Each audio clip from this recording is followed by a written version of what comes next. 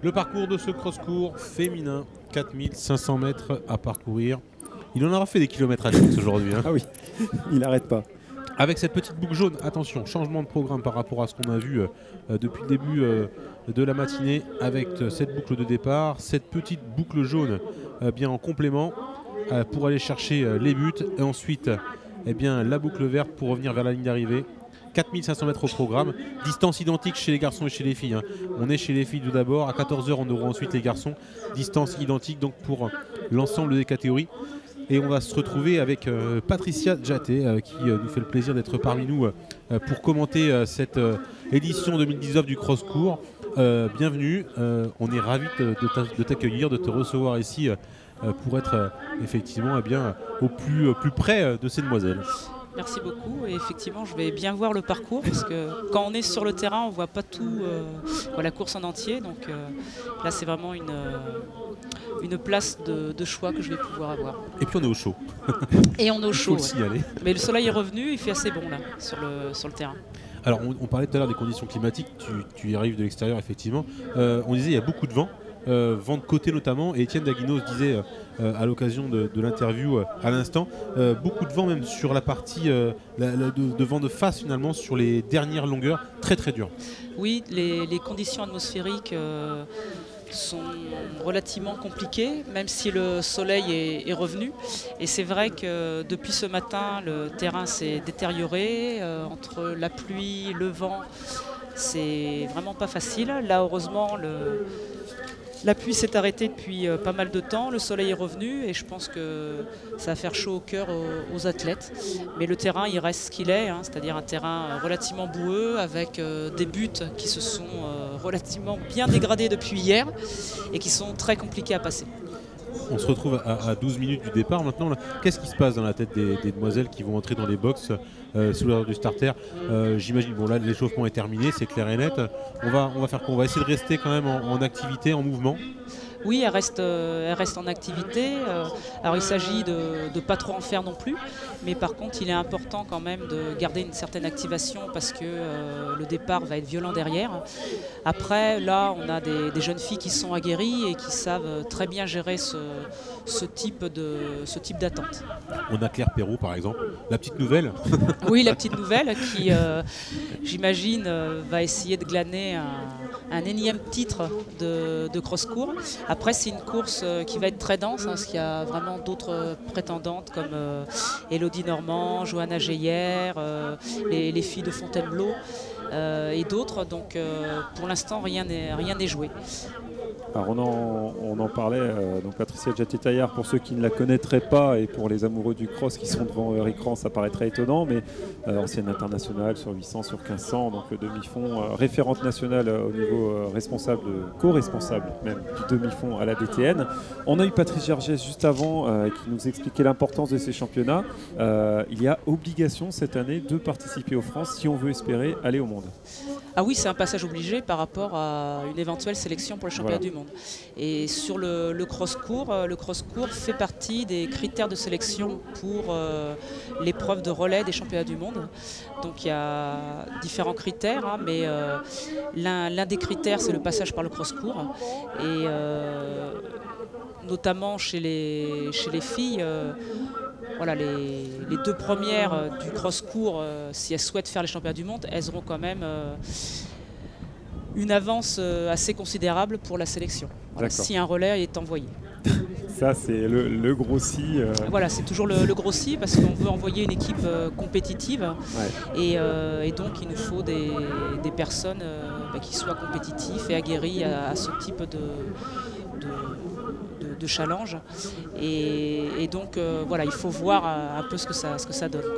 Alors, ouais, une équipe compétitive, forcément, vu que vice-championne d'Europe, l'équipe du relais, l'équipe de France, cet hiver, pour la première édition au championnat d'Europe. Oui, alors après, il y a un gros gap quand même, hein, entre un championnat d'Europe et un championnat du monde. Bien. Mais effectivement, on aimerait avoir une équipe du même niveau, sachant que entre les gens qui étaient au championnat d'Europe et ceux qui qui pourraient être au championnat du monde s'il y avait une équipe, il y aurait quand même pas mal de changements parce qu'entre-temps, il y a la saison hivernale qui s'est passée, il y a des orientations estivales qui vont aussi s'effectuer. Donc voilà, ça sera pas la même composition. D'accord. On voit là les favoris qui ont été identifiés avant cette course. Johanna Géher-Karl, on en parlait, elle qui a remporté son interrégion Auvergne-Rhône-Alpes et qui est une habituée du podium. Elle était deuxième derrière Claire Perrault l'année dernière.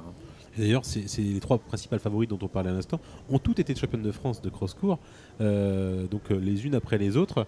Et c'est important parce qu'effectivement, elles ont toute l'expérience.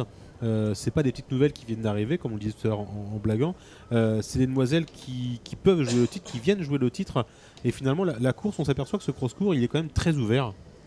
Oui, très ouvert avec une belle densité de jeunes filles qui ont de l'expérience, des jeunes filles qui ont été régulièrement sur des podiums de championnats de France. Pas uniquement le cross-court, parce qu'une jeune fille comme Johanna Géher-Karl, ça fait un petit bout de temps qu'elle monte sur les podiums de championnat de France.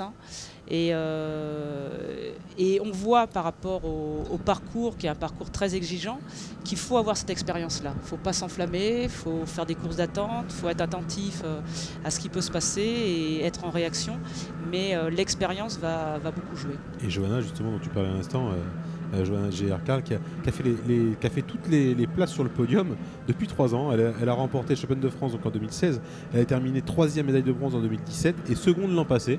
Voilà, eh bien, on lui souhaite bien entendu de continuer ce cycle et d'être à nouveau championne de France aujourd'hui. Mais la concurrence va être rude, effectivement, avec Élodie Normand, qui avait été elle championne de France en 2017, et Claire Perrault, on l'a dit tout à l'heure, 5 fois championne de France, Claire Perrault, sur le cross-court, de multiples podiums, également à plusieurs reprises. Voilà, et puis n'oubliez pas les filles de Fontainebleau aussi, Ouais.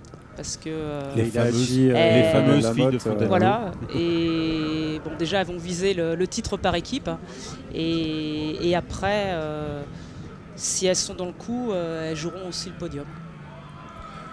Un petit mot en tant que responsable du demi-fond sur peut-être la seule absente de marque de ce cross-court, Ophélie Claude Boxberger, après une très belle, un bel enchaînement été dernier et hiver là. Elle avait besoin de souffler, on imagine. Oui, effectivement, elle a fait une très belle saison estivale. Elle a enchaîné sur les compétitions sur route, les 10 km sur route à l'automne. Elle a fait les championnats d'Europe, les 2 championnats d'Europe, de cross et indoor. Et voilà, il était plus judicieux pour elle de temporiser un peu et d'effectuer une zone de repos pour pouvoir bien enchaîner sur cet été. Après, Ophélie, elle n'aime pas trop les parcours boueux non plus. Donc je ne sais pas si aujourd'hui elle aurait pu tirer son épingle du jeu, vu la qualité du parcours. Voilà, sur un parcours très sec, il n'y a aucun problème. Elle est vraiment très forte. Sur un parcours boueux, c'est autre chose. Et là, elle a des appuis qu'elle n'arrive pas à placer et qui la mettent vraiment en difficulté. Allez, on remercie tous les partenaires de la Fédération française d'athlétisme qui nous aident et qui nous accompagnent sur ce championnat de France de cross, l'édition 2019 sur l'hippodrome de Vittel. Dans 5 minutes maintenant, le départ de la course de cross-court féminin. Ça va être un beau spectacle quand même, Patricia. J'espère, oui. J'espère. En tout cas, les filles sont préparées à ça. Et comme on disait tout à l'heure, il y a en plus l'enjeu d'une éventuelle sélection au championnat du monde. Donc ça permet d'espérer un beau spectacle et je pense que ça va vraiment être sympa. À noter aussi la présence de Renelle Lamotte qui enchaîne après sa 2e place au championnat d'Europe sur 800 mètres le week-end dernier, qui est là avant tout pour l'équipe, mais qui peut très bien tirer son épingle du jeu si les filles se regardent un peu trop, quoi. Voilà, parce que Renelle en cross, elle est aussi très forte. Ok. Eh ben on parle de Renelle Lamotte. On a pris ses impressions hier sur le terrain d'échauffement. Donc on va la voir. Elle était accompagnée de son équipe du pays de Fontainebleau parce que vous allez l'entendre. Renelle Lamotte, elle est là surtout pour l'équipe. À mes côtés, 2 membres de l'équipe du Pays de Fontainebleau attelés sur le cross-court demain. La première, on ne la présente plus, on l'a tous vu la semaine dernière à la télé et elle vient là sur un terrain un peu moins favorable pour elle, c'est Renelle Lamotte. Et à ses côtés, Leila Hadji qui, elle, vient jouer sa carte par équipe mais aussi en individuel dans sa catégorie.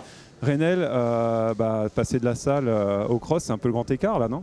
C'est vrai que c'est un peu compliqué, mais voilà, je suis là pour l'équipe parce que je sais qu'on a une belle chance de médaille et voilà, je ne pouvais pas laisser tomber mon équipe. Donc voilà, je ferai la guerre demain. La guerre, c'est prévu pour le Pays de Fontainebleau. Ça va être la guerre parce qu'il y a des super équipes sur le cross-court, ça va être très serré. Leila, par équipe, mais aussi en individuel, il y a un truc à jouer pour toi. Bah ouais, j'essaierai de faire tout mon possible pour faire la guerre aux seniors et du coup de monter sur podium et être la meilleure pour mon équipe. Voilà. Eh ben, rendez-vous tout à l'heure à l'arrivée et merci beaucoup. Bonne course à vous. Le retour de la guerre, ce sera pour tout à l'heure pour le Pays de Fontainebleau attelé. On retourne là sur la ligne de départ et le soleil qui continue d'être là dans le ciel de Vittel. Tout est réuni pour que la course soit bien. On a Fontainebleau qui est prêt à partir à la guerre. Si on doit identifier 2 équipes très costauds, ce serait certainement Grenoble et le Décines-Mézieux Athlétisme derrière. Oui, je pense avec vraiment des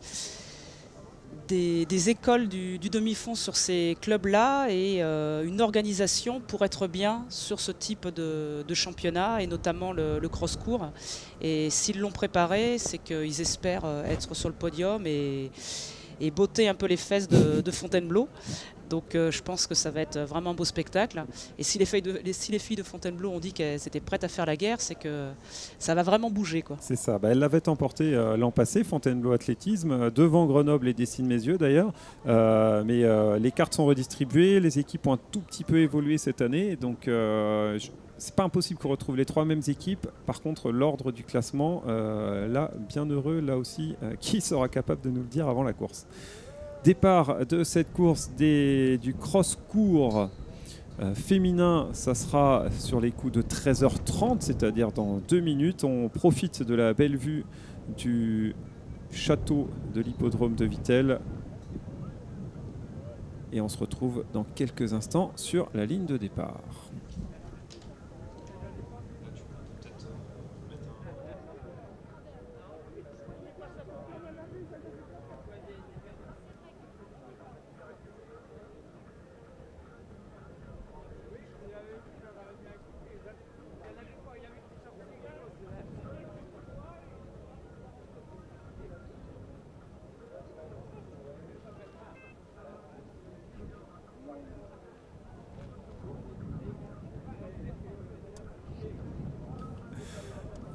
Allez, la ligne de départ.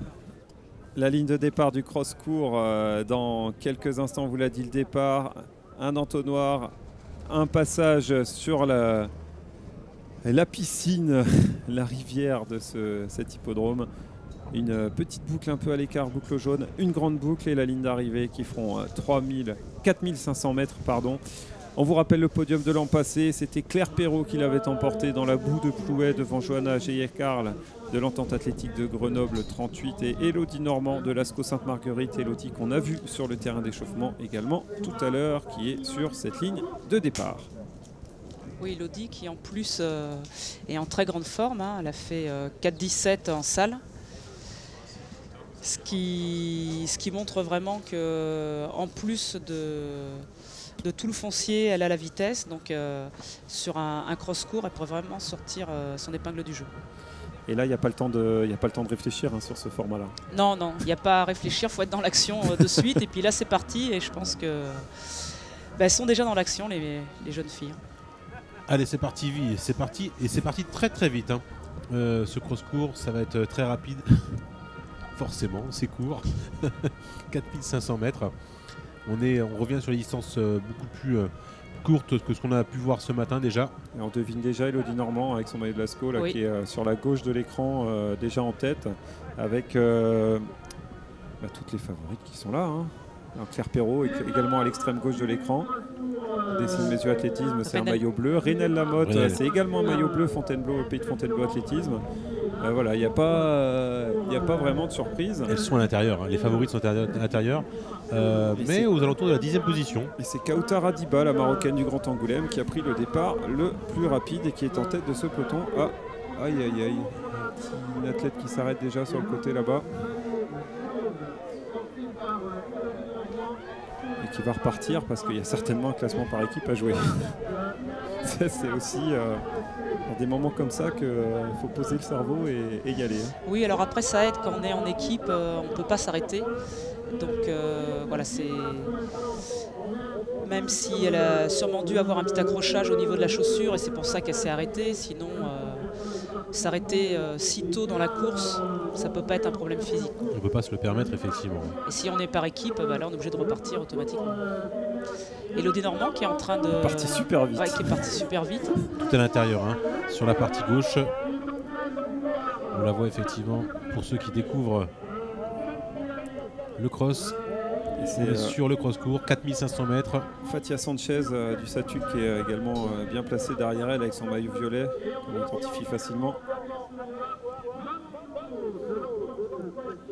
Alors, vous voyez la masse, hein, de ces demoiselles, de dos comme ça, toutes ces têtes. On est relativement encore serré, on est en début de course. Elodie Normand sur la gauche, effectivement, on l'a vu. Claire Perrault en 4e position, oui. Claire Perrault. Hein. Elle est en 2e ligne, Claire. Alors est-ce que c'est pas une stratégie de course ou est-ce que c'est parti un petit peu vite pour elle, je ne sais pas. Oui, puis pour l'instant ça c'est pas vraiment décanté, donc elle a le temps, elle a l'expérience. Peut-être pas laisser trop de. Donc faut pas laisser trop de champ, mais voilà, bon, elle est quand même bien placée. Il y a Leila Hadji aussi qui est sur l'extérieur gauche du peloton. Me semble-t-il. Qui va jouer le podium, voir le titre en espoir également. Oui, et puis voilà, elle fait partie de ces jeunes qui montent. Et elle a les moyens de faire une très belle place sur ce cross. Donc, et les gars elle y va directement. Qui augmente les distances. On l'a vu débuter sur 5000 l'année dernière, alors qu'avant elle n'avait jamais fait plus de 3000 mètres. Oui, c'est au départ plutôt une coureuse de 15 qui s'est essayée sur 5000 et qui, je pense, à l'avenir, restera sur 5000 mètres. Voilà. Elle avait l'air d'y prendre du plaisir en tout cas. C'est Manon Douteau, si on revient sur la tête de course, qui est accompagnée d'Élodie Normand. Manon Douteau de l'Entente Poitiers Athlée 86, qui est partie rapidement avec Élodie Normand de l'ASCO Sainte-Marguerite Marseille. Manon Douteau, c'est une athlète qui fait une belle saison, mais qu'on n'attendait pas forcément aux avant-postes sur cette course-là, en tout cas pas tout de suite. Alors effectivement, je pense qu'elle gagne ses demi-finales. Et elle fait une très belle saison. Là, elle est relativement surprenante. Alors c'est le début de la course, mais ça montre quand même qu'elle est venue ici avec des ambitions. Et courir comme ça à côté d'Élodie Normand, ça montre un certain niveau. Donc on lui souhaite que ça dure jusqu'au bout. Ça peut être une surprise, hein, effectivement. Ça peut être une surprise, effectivement. Elle a gagné son atterri-jeu, comme tu le disais, Patricia, et ça peut aussi lui donner des ailes. Là, accompagné d'Élodie Normand, il peut se passer beaucoup de choses, effectivement. Oui, parce que quand on est dans une dynamique comme ça pousse, quoi. Voilà, et la dynamique, là, sur le devant du peloton, c'est très très agréable et ça permet d'aller au-delà de son niveau. Allez, Élodie Normand, Manon Douteau dans l'ordre. C'est Claire Perrault qui me fait une impression relativement, je ne veux pas dire sereine, mais derrière quand même très posée. Hein. Si elle reste à cette place, cette 6e place, et qu'elle a la capacité de revenir, c'est quand même qu'elle doit être certaine de ses forces. On se rappelle que l'an passé, elle était partie assez doucement aussi, c'était revenue en milieu de course et dans les parties boueuses, elle s'était envolée presque sans rien faire. Actuellement 7e, là, ouais. Là, on a Aude Korochanski qui est en 3e place, une habituée aussi des avant-postes sur le cross-court du club athlétique de l'Ouest. Oui, qui a fait 4e l'an dernier. Voilà. Et c'est parti. Johanna Géé-Carl également. C'est parti du côté de l'Élodie Normand. J'ai l'impression qu'on vient d'attaquer, on vient de lancer la première attaque au pied de la butte. Hein. C'est drôle parce qu'on a la butte qui n'a pas encore fait de réelle sélection depuis le début. Et qui, effectivement, pour l'instant, à ce premier passage, Élodie Normand vient d'accélérer. Alors, on va voir les images dans quelques instants. Le retour sur la tête de course, là voilà. Élodie Normand qui est pour l'instant seul. Alors on n'a pas de retour derrière pour l'instant pour voir l'écart creusé par Élodie. Les 3 buts, on vous le rappelle, avec environ 250 mètres à parcourir sur l'ensemble de ces 3 buts. Alors, il faudrait voir ce qui se passe derrière, mais effectivement, Élodie Normand est une jeune fille qui est toujours très généreuse dans l'effort et qui n'a pas peur à la fois d'imposer son rythme et de partir. Là, elle semble partie pour faire un cavalier seul. Il faut espérer que ça tienne. Mais en tout cas, jusqu'à présent, sur les différentes courses, toutes les personnes qui sont parties, c'est jamais revenu derrière. Effectivement. C'est vrai. Après, derrière... Elle n'envoie pas trop le peloton de chasse. On va le voir dans quelques instants, effectivement, sur la ligne droite de retour, la ligne droite de départ, pratiquement. Même si les écarts sont... Même si la vision écrase énormément sur... on les voit là, on a Joanna Géhikar qui est là. Oui, qui est plein champ. Aude Korochanski sur la droite de l'écran, si je ne m'abuse. Alors à gauche, ça doit être de nouveau Manon Douto. Derrière, il y a Leila Hadji. Ouais, Après, on a du mal à voir vraiment les écarts. C'est Aïssesso certainement aussi qui est là. Ouais. Devine, hein. Allez, il y a 9 secondes entre la tête de course et le Normand et ses poursuivantes. C'est pour le on va y arriver pour le Satuc, c'est Fatia Sanchez. Sur la gauche, tout à fait, oui. C'est pas encore un écart décisif, surtout qu'elles l'ont vraiment en point de mire et elles peuvent revenir progressivement. Notamment une jeune fille comme Joanna Géhikar, qui est vraiment une jeune fille très compétitive et très teigneuse sur ce type de parcours. Ce qui est assez surprenant, Patricia, c'est qu'elles sont en fait pratiquement toutes sur la même ligne derrière. On n'a pas l'impression qu'il y ait une entraide pour pouvoir revenir sur Élodie Normand de suite. Oui, alors après, c'est pas comme au vélo. Elles vont pas s'entendre, mais elles peuvent, sans se parler, revenir progressivement. Voilà, céder. Mais là, c'est quand même Joanna qui est partie à l'offensive. Et on a deviné également Renelle Lamotte qui était à côté de Claire Perrault. Donc deux profils complètement différents, mais qui sont pour l'instant au même niveau sur ce France de Cross. Alors Renelle, moi je la vois pas. Mais elles sont passées là déjà. D'accord. Elles sont passées. Là on devine. Là ça peut être intéressant pour ceux qui veulent avoir une petite idée des classements par équipe et chercher leur connaissance sur ce plan. On a une des deux sœurs Mamouri par exemple pour le DMA. Voilà, c'est intéressant parce que malgré la distance qui est plutôt courte, 4500 mètres, on voit que les écarts sont assez importants.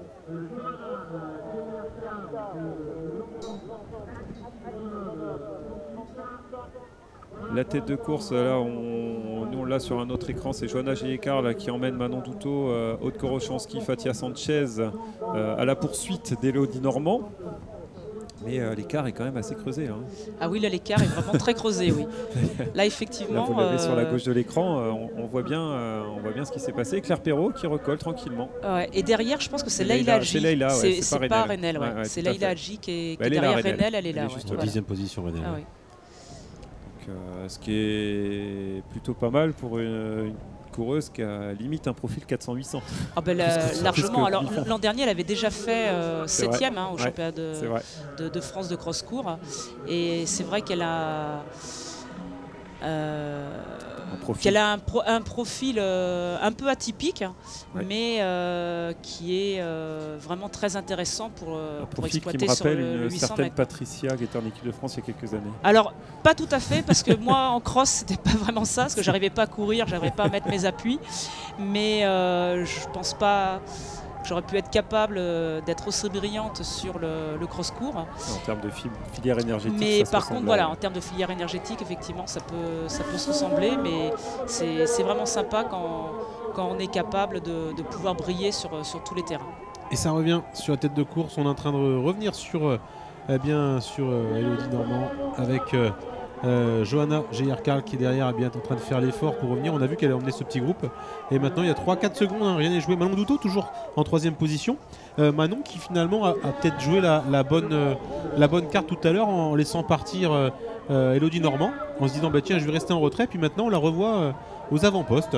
Oui, puis qui fait vraiment jusqu'à présent une très très belle course. C'est la surprise, on peut le dire. C'est une jeune fille qu'on n'attendait pas à ce niveau-là et qui est en train de nous faire mentir. Et là, en plus, qui attaque, qui est passée en 2e position. Donc, et quand on est membre de la DTN, c'est une agréable surprise. Alors, c'est une agréable surprise. Après, moi, j'ai un volant plus piste, donc je vais surtout après regarder comment ça va se transformer sur la piste. Mais c'est déjà bien d'être à ce niveau-là l'hiver parce que voilà, quand on est bien l'hiver, généralement ça se transforme ça bien. montre un état d'esprit au-delà de la forme du moment, c'est qu'elle est à l'attaque, elle est actrice de sa course. Alors là, ça montre plus qu'un état d'esprit, c'est que physiquement, elle est sur ce type de course du même niveau que les autres jeunes filles. Donc c'est vraiment très très bien. Et on voit Claire Perrault qui est revenue d'ailleurs pendant que tu expliquais effectivement le rôle de la DTN. Claire Perrault, on est en train de voir, elle revient en 4e position là, alors pas encore dans la foulée de Johanna GR Carl, mais elle n'est pas loin, et on voit que Manon Douteau est en train d'accélérer et de distancer maintenant ses concurrentes directes. Oui, et je pense que c'est Johanna qui a un petit coup de moins bien là, parce que Claire est en train de la passer. Johanna qui a fait l'effort pour revenir d'ailleurs sur Elodie Normand. Elodie Normand toujours en tête. Alors l'écart a fondu littéralement, mais elle est toujours avec 3-4 secondes d'avance sur ce trio. Oui, j'espère que ça va tenir parce que c'est vraiment très agréable d'avoir quelqu'un d'aussi combattante et il faut que ça paye, quoi. Voilà, donc on est quand même encore un peu loin de l'arrivée, donc elle peut continuer comme ça. C'est aussi le suspense qu'on peut avoir pour les téléspectateurs de l'autre côté de l'écran qui nous écoutent, qui suivent effectivement ces courses depuis ce matin 9h. Et là, on a en tout cas, pour l'instant, 4 demoiselles pour 3 marches sur le podium, avec des écarts qui se resserrent, Alex. Oui, tout à fait, Elodie Normand, Claire Perrault, Manon Douteau, mais Claire Perrault qui revient de loin, qui était partie bien plus tranquillement que les autres filles. Et Leila Hadji aussi, qui a un peu le même profil de course. Elle n'est pas partie devant tout de suite et elle fait un peu la même chose. Est-ce que ces filles vont nous faire mentir, c'est-à-dire que pour une fois, celle qui part devant est rattrapée et ne gagnera pas? On verra bien, on verra bien, mais en tout cas c'est vrai que peut-être, je peux pas trop me mouiller quand même, mais et d'ailleurs Claire elle est pas passée devant là, si. Ouais. Elle a attaqué. C'est incroyable. Alors c'est vraiment l'expérience là qui est en train de payer parce qu'elle a pas du tout paniqué par rapport à son départ. Elle s'est pas retournée. Non. La connaissant, elle est passée à côté. Et puis là, elle est partie. Voilà, là, elle est vraiment partie. Il sera compliqué de la reprendre. Et c'est très mérité aussi parce que c'est une jeune fille qui est très investie, qui est ingénieure à côté, qui travaille. C'est pas une situation facile, qui a du mal à concrétiser l'été. Malheureusement, mais voilà, des problèmes d'allergie.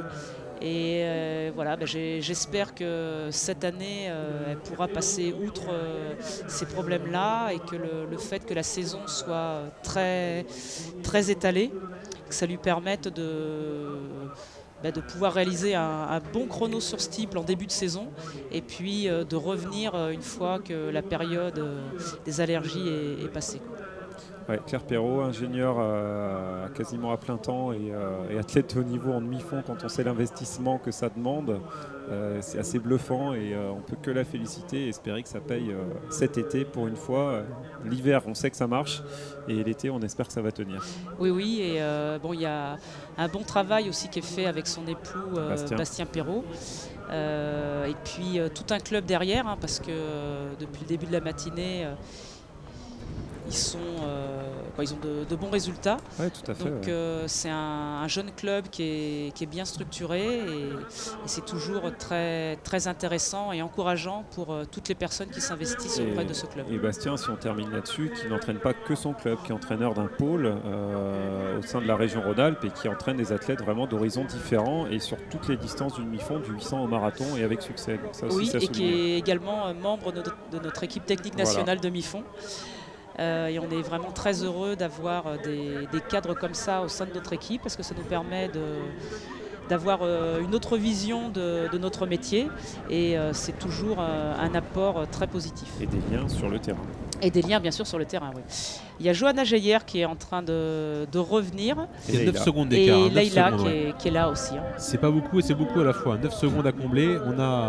On les a en point de mire là. On a Elodie qui a vraiment complètement explosé. Claire en point de mire. Alors, elle est peut-être cachée voilà, sur le côté, mais par rapport à son elle est début là, de ouais. course, on sent qu'elle est quand même bien plus en souffrance. Elle est toujours deuxième, hein, Elodie. Elle est toujours, toujours deuxième avec des filles qui sont parties à la chasse là. Johanna Geyer-Karl effectivement en 3e position pour l'instant. Et il a dit un tout petit peu plus loin également. Et la jeune fille du Satuc aussi, je pense sur la gauche. Ouais, Fatia Sanchez, l'Algérienne du Satuc, qui se mêle aux avant-postes, qui avait remporté la course en Occitanie. Et Manon Doudou, pour qui c'est un petit peu plus dur maintenant. Voilà, les rôles s'inversent. Ouais. Oui, c'est un peu plus dur, mais elle est toujours dans le coup. Hein. Elle est toujours dans le coup, dans la foulée de Johanna. C'est ça qui est intéressant. Et c'est des jeunes filles qui sont capables réellement de se surpasser dans la douleur. Et donc, il n'y a pas trop de problèmes. Sur ce plan large, là, on voit quand même que l'écart est assez important avec Claire Perrault. Donc, je ne pense pas qu'elle puisse revenir sur Claire d'ici la fin de la course. Petite dizaine de secondes, effectivement, ouais. Et puis Claire, avec l'expérience qu'elle a, on aurait pu dire ça d'Elodie, mais on connaît un peu son tempérament fougueux. Claire, quand elle décide d'accélérer, elle sait que c'est pour aller au bout. Voilà, et puis là maintenant, elle est portée aussi par le public et l'enjeu. Donc je ne pense pas que ça puisse craquer.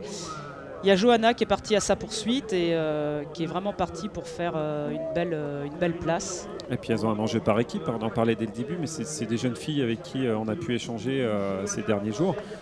Pour elles, c'est presque aussi important que la place sur le podium en individuel. Ben oui, parce que vous partagez la place du podium avec vos copines d'entraînement. Et ça, c'est vraiment très très agréable. Donc l'arrivée là. Alors l'arrivée de Claire Perrault, voilà, qui s'impose effectivement. Championne de France de cross-court 2019. Elle redevient championne de France pour la 6e fois. Et derrière, attention, Johanna Geyer-Karl qui va aller chercher la médaille d'argent. Médaille d'argent pour Johanna. Et elle en avait gardé sous le coude. Elle fait une belle course. Et c'est Elodie Normand qui va chercher la médaille de bronze. Et Fatia Sanchez derrière. Du Satuc qui va chercher une 4e place. Elle qui est algérienne. Manon Douto, 4e française. La surprise. La surprise du chef. Superbe surprise. Ouais. Vraiment très, très belle course de ces jeunes filles de Poitiers. Sa super saison. Ah oui, c'est très très bien. Leïla Hadji, 5e française, championne de France Espoir.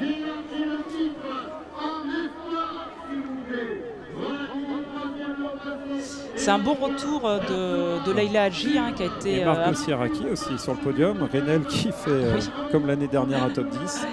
Impressionnant. Je disais un bon retour de Leïla Hadji qui a été un peu en délicatesse l'été dernier et qui revient au tout premier plan. C'est vraiment très intéressant en vue de la piste.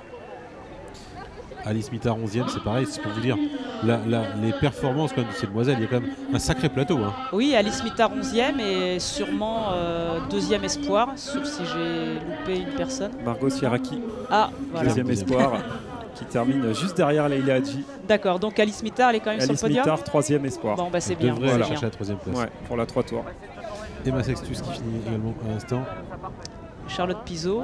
Et on devine Charlotte Pizot qui était aux Europes en salle sur 800, championne de France, pour le pays de Fontainebleau, qui était là pour son équipe également. Oui, je pense que Fontainebleau devrait gagner par équipe, là, me semble-t-il. La 4e, ça va se jouer sur la 4e, j'ai l'impression, pour beaucoup d'équipes, parce qu'elles ont toutes eu 2 voire 3 coureuses très costauds, et souvent sur ces niveaux-là, ça se joue sur la 4e. On attendra, on va bien se garder de faire un pronostic, parce que ça va être assez compliqué. Mais c'est vrai que le pays de Fontainebleau, là, elles font costaud avec 3 filles dans les 15. Oui, alors ça c'est toujours pareil, c'est le travail de fond de tout un club et puis d'un entraîneur en particulier, Thierry Chonfa, et de ses entraîneurs adjoints et de la dynamique qui est créée depuis des années sur ce club. Et c'est intéressant de voir que chaque année ils sont présents, chaque année il y a de nouvelles têtes. Champion de France en titre, il faut le rappeler. Oui, et donc c'est vraiment très très bien. Il y a les Nantais également qui arrivent là, notamment.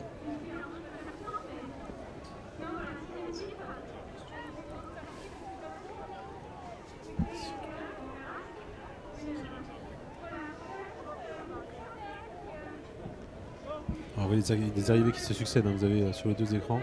Oui, c'est très dense. Et Aujourd'hui, pour Claire Perrault, effectivement. Dessine Messieurs Athlétisme sur l'hippodrome de Vittel. Quel démarrage tu nous as fait. À un moment donné, on est resté scotché. C'était prévu dans ta tactique de course? Non, là, j'avais pas trop de tactique parce que dans la tête, j'ai par moments des petits moments de mou. Après, je sais que les jambes, elles sont là, donc voilà, j'avais pas trop de tactique aujourd'hui. Les filles, elles partent toujours vite, Elodie, elle part toujours vite de toute façon. Donc moi, je sais que le parcours, il est exigeant, donc ça sert à rien de s'enflammer le premier kilo. Donc je suis partie, j'ai l'impression d'être sur les bonnes allures. Et en fait, après, je pense que les filles coincent un peu, que moi, je relance un peu. Sur la partie là-bas qui roule, je me suis aperçue que là, je pouvais courir. Et du coup, je me suis bien relancé la machine là, je suis revenue.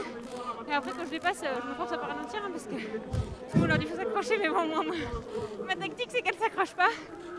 Pour moi, c'est dur les coups de cul là, parce que musculairement, je suis pas très puissante, mais non, voilà, 6e titre. Je suis contente. Par équipe, je sais pas trop. Mes collègues, elles sont là, bon, on verra. Mais voilà, dans la course, j'ai beaucoup pensé à elle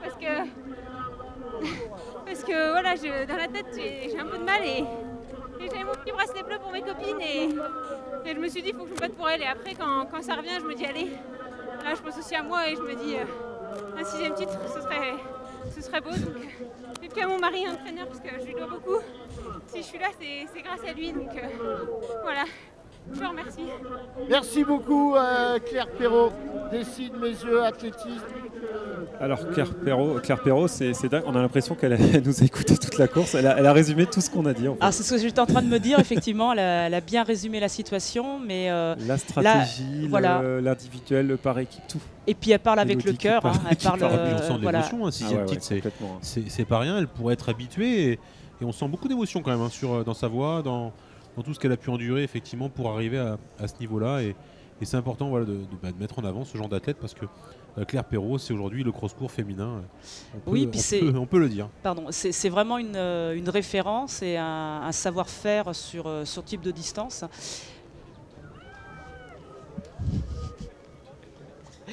Et championne de France de cross, c'est quelque chose. Hein, c'est vraiment un super titre. Et quand on l'a 6 fois, c'est très très classe. Quoi. On a le classement. Claire Perrault, donc championne de France 2019 de cross-court. Johanna Géard-Carl, Elodie Normand en 3e position.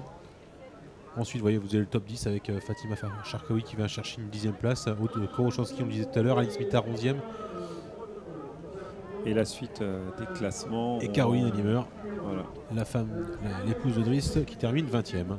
Et on voit les Dessine Messieurs Athlétisme 31-32, donc c'est très très dense, hein, ça va se jouer à pas grand chose. Juste après ce tableau de résultats, un petit résumé en images. On va remercier Patricia Djaté-Taillard de nous avoir fait vivre cette course avec nous et de nous avoir guidé et donné tous ces points de vue de référente demi-fond à la DTN. Merci beaucoup. Merci Patricia et puis très bonne fin de journée à toi. Je vais retourner sur le terrain. Merci beaucoup. Merci, au revoir. Sous le soleil maintenant. Sur le soleil.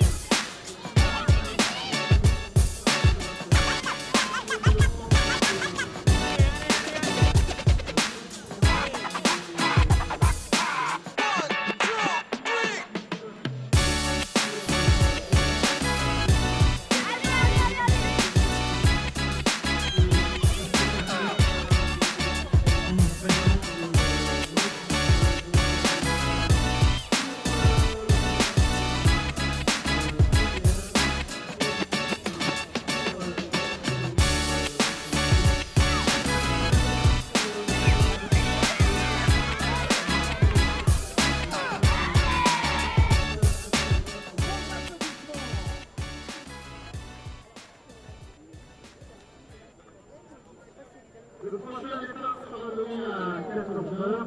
Il faudra que les initiatives de cross-court Allez, à mes côtés, Atlix qui a voulu mettre le poste de commentateur en route et qui se trompe d'instrument. Il veut faire de la musique avec des palmes.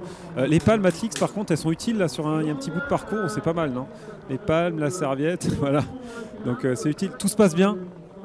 Le soleil est revenu. Donc c'est génial. Ah ouais, c'est super. Et puis derrière, les courses sont belles, hein. Franchement, on a un super championnat. T'es d'accord? C'est quoi ta prochaine course, toi, Atlix? Tu vas retourner sur le terrain là pour les dernières courses? Ouais. Ah, tu veux rester à la télé? Non, tu vas aller nager. Ah bah oui, en même temps, oui. Forcément, tu as pris tes palmes, tu as pris ta serviette. Donc bon, tu as vu qu'il y avait une petite piscine au bout là-bas du terrain, hein, on l'avait repéré ensemble. Donc bah écoute, Atlix, salut, salut. Et puis bonne fin de journée à toi. Attention, je vais récupérer ça. Et à très bientôt. Donc Atlix, la mascotte officielle de la Fédération française d'athlétisme qui est avec nous. Et tout de suite, la prochaine course qu'on va vous présenter.